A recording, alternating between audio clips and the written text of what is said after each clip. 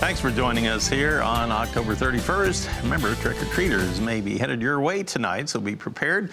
And don't forget about that. And be safe out there, too. There'll be a lot of little gremlins running around in the dark tonight, so take extra special precautions throughout today and tonight. I want to welcome to the program Mr. Brian Hoops. He happens to be with Midwest Market Solutions, and he is based in Springfield, Missouri. There he is. He joins us right now, and always good to visit with you, Brian, about the market action.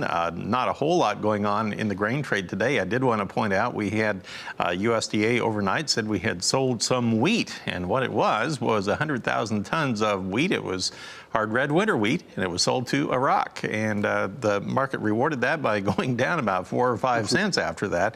Explain why we cannot get any traction in this wheat market. Are we making new contract lows here today?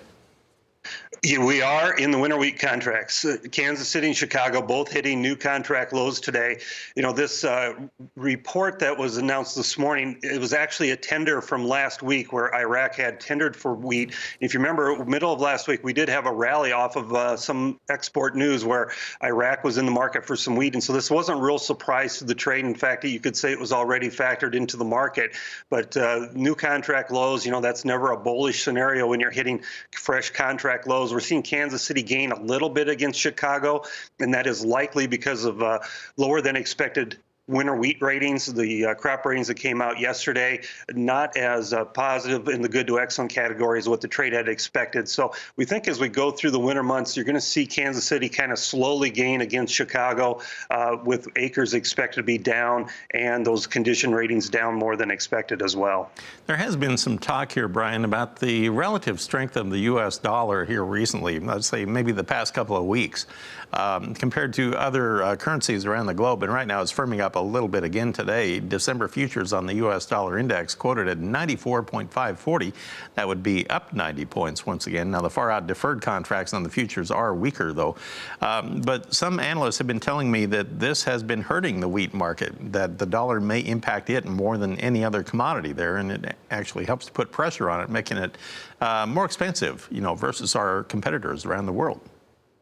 Well, absolutely. That is the case right now because we are not in any type of a supply situation for U.S. wheat prices. You know, we've got the winter wheat crop going in the ground, but you really can't hurt it too bad right now. It's when we break dormancy, when you can see supply issues. And of course, well, we had a big rally this last year in Minneapolis wheat because supply concerns there. But at this time, we're dependent upon the U.S. dollar trading lower to make our export markets appear a little bit cheaper because we certainly have to have good exports if we're going to see higher wheat prices, and we do not see that right now. Our exports are way below last year's levels already, and that dollar rallying is not helping things out at all.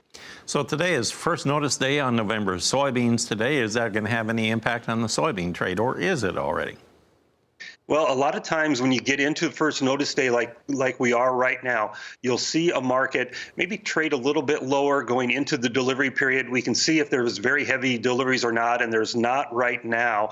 And then you start to see the markets creep higher and rally after that. And we did come down to an uptrend line, touched that this morning, and started to bounce off of it. We really don't have a real fundamental bullish scenario right now. Demand's slowed down from the last several weeks, and weather in South America really is non-threatening. So your upside is likely limited, but I think your downside is limited as well. Traders are looking at, you know, the harvest pace almost 85% done. So we're essentially done throughout most of the Midwest, and so you don't have an issue where you can really hurt that crop.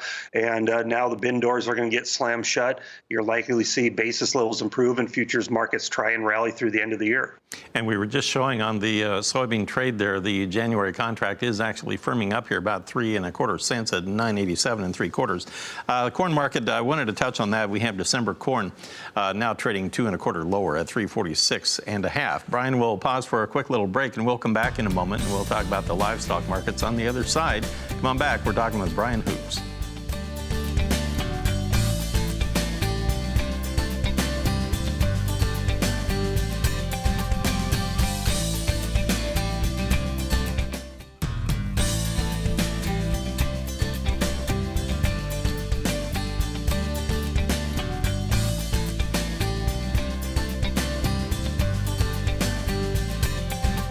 to walk through the wheat prices here, too, for Sirius XM Channel 147 listeners out there. And let's go through the wheat trade, and then we'll get into livestock here. On the Chicago wheat, December down 6 1/4 cents at 418.5 per bushel.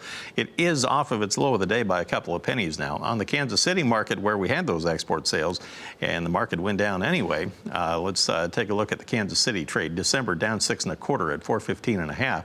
Minneapolis spring wheat trade, here we have the December contract on the spring wheat market now at 614.5. That's down 4 cents. And if you look at the cotton market at the present time, cotton on December is now trading 11 points lower at 68.53 cents per pound.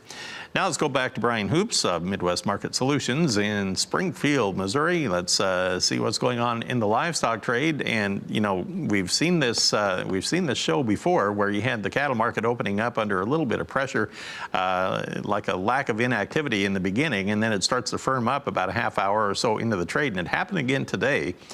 We have the December on the live cattle up 85 now at 124.25. So it has eased off of its highs, but still well off its earlier low by about $1.35 now. And if you look at February, we're 93 higher at 128.38. Now keep in mind, October live cattle disappear, I believe, at noon today. They will go off the board in December. Will take the lead spot there.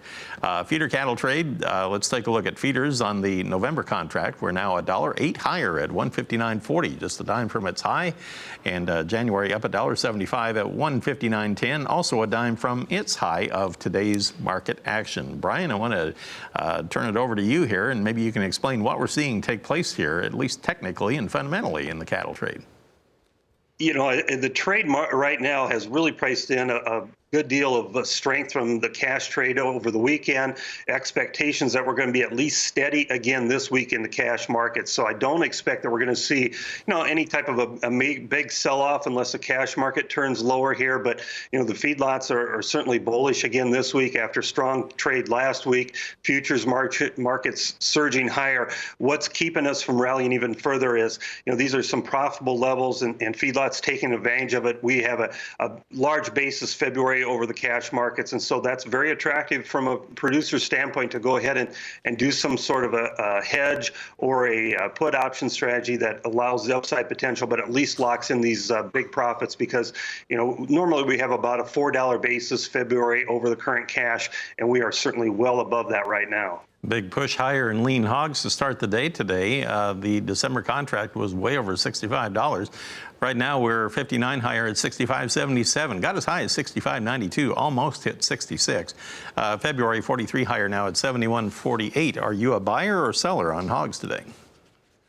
Well, I think you get in that 65, 85, 65, 90 range. It's going to be a tough resistance mark to get above. And until we close above it, I don't think you're going to see a lot of technical buying come into that market. It likely see a pullback from those areas. And on that pullback, you would expect we'll see additional buying interest resume once again.